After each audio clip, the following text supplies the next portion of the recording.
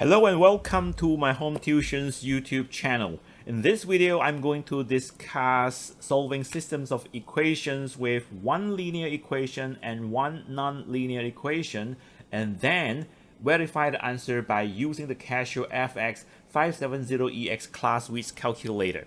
This video is sponsored by Casio Malaysia. Here is an example of an equation system containing one linear and one non-linear equation. The linear equation is x minus 3y equal to 1. The power of the variables x and y are above 1, as we can see. The second equation is a non-linear equation in which the variable powers are not equal to 1. In this video, we will go through how to solve these types of simultaneous problems, as well as how to check the solution with the Casio Classwiz calculator. In order to solve the systems of a linear equation and a non-linear equation, first, we need to determine the linear equation, then express one of the equation's variable in terms of the other. For example, in this case, x minus 3y equal to 1 is the linear equation. Therefore, we need to rewrite this equation to make either x in terms of y or y in terms of x. Let's move the negative 3y to the right. The equation becomes x equal to 1 plus 3y. Once this is done, we can substitute this equation into the second equation. Usually, the outcome will be a quadratic equation with one variable. Solve the quadratic equation, we will get the solution. Let's see this example. This is a past year question. You are asked to solve two simultaneous equations, 3x minus y minus 4 equal to 0 and 5x squared plus 2y squared minus 6xy equal to 16. We are going to solve these equations by using substitution method. Let's call these equation 1 and 2. In this system of equation, 3x minus y minus 4 equal to 0 is the linear equation. Let's solve the equation for y. We get y equal to 3x minus 4. Let's call this equation 1a. Now, the very next step will be substituting this equation into the second equation.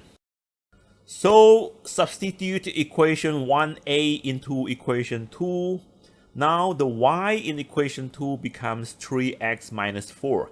Hence we have 5x squared plus 2 times 2x minus 4 squared minus 6x times 3x minus 4 equal to 16.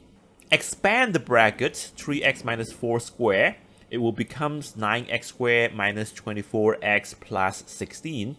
Also, the negative 6x times 3x minus 4 become negative 18x squared plus 24x.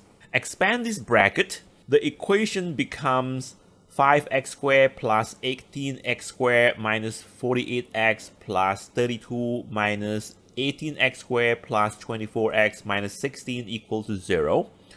Group the like terms, we get 5x squared minus 24x plus 16 equal to 0. This is a quadratic equation. Factorize this quadratic equation, we get 5x minus 4 multiplied by x minus 4 equal to 0. 5x minus 4 equal to 0, hence x equal to 4 over 5, or x minus 4 equal to 0, x equal to 4. Now let's find y for these two values of x.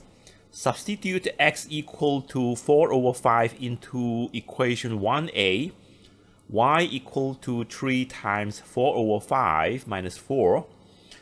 Y equals to negative 8 over 5. Substitute x equal to 4 into the equation 1a. Y equal to 3 times 4 minus 4. Therefore, y equal to 8. So the solutions are when x equals to 4 over 5, y equal to negative 8 over 5. When x equal to 4, y equal to 8. Now let's try to use the Casio Classwiz calculators to verify our answer.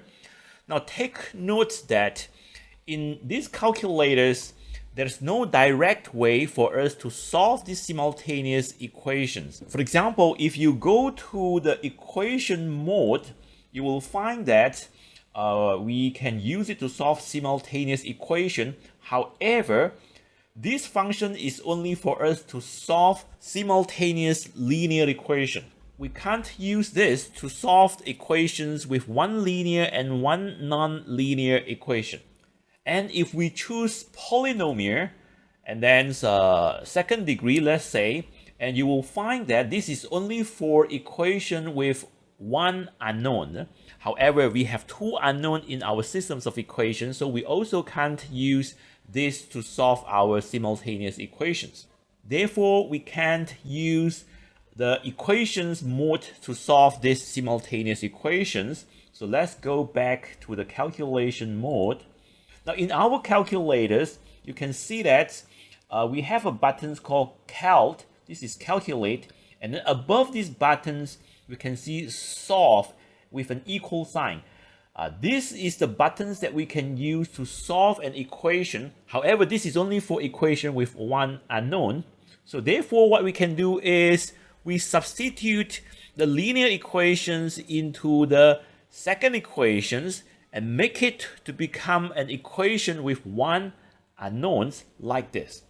And once we get this equation with one unknown, then we can key in this equation into the calculators and then use these solve functions to find the solutions for these equations. Let's see how this works.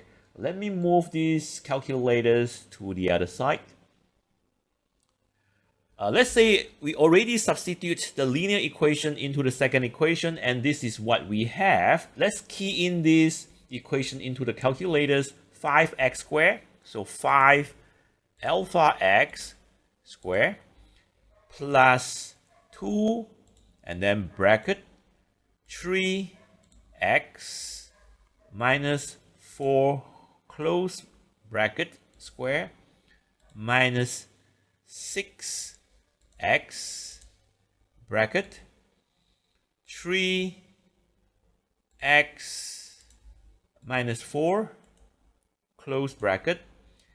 Now remember, don't use this equal sign to key in this equal, because this equal sign is to find the solution.